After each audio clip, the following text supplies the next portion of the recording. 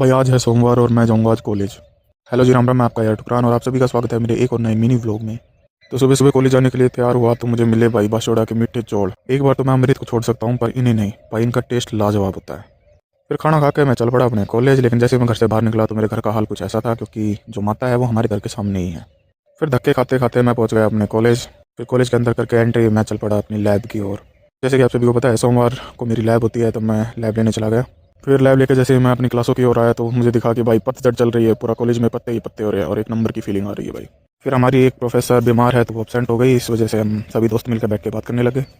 फिर मैंने विपिन से की थोड़ी देर वार्तालाप और उससे पूछा कि भाई कैसी मनाई उसने अपनी होली। फिर कुछ देर बाद दीपक और कार्तिक और आ गए थे, फिर वे सब मिलके करने लगे क्रिकेट की बातें। फिर भाई कुछ देर तक हम बात करते रहे, फिर टाइम हो गया था घर जाने का तो मैं चल पड़ा अपने घर। फिर बस स्टैंड पर बस का इंतजार किया क्योंकि बस आने वाली थी, लेकिन बस नहीं आई। फिर आज ऑटो से ही सफ़र करना पड़ा। फिर भाई जब मैं अपनी बाइक लेके जैसे ही घर पहुंचा तो मुझे पता चला कि सभी खेत में पहुंच चुके हैं। तो फिर क्या था, मैं भी चल पड़ा खेतों की ओर। मैं खेत में पहुंचा तो मैंने देखा कि घर वालों ने एक किला काट दिया था। तो फिर क्या था भाई, एक फेर बच रहा था किले में, तो मैंने वो एक फेर कटवाया। फिर मैंने सोचा कि मेरी अब छुट्टी हो गई, लेकिन हमारे बहुत किले बच रहे हैं, अभी हमारे 2.5 किले और बच रहे हैं, तो हमें 2.5 किलो की और सरसों काटनी है। इसलिए हम चले गए दूसरे किले में सरसों काटने के लिए, क्योंकि टाइम था। फिर उसी किले में हमने एक फेर तारा और एक फेर तार के भाई मैं चल पड़ा घर। फिर रास्ते में मैं रुक गया अपने भाई हर के घर, और भाई हर के घर रखे थे पतासे जो मुझे बहुत पसंद है।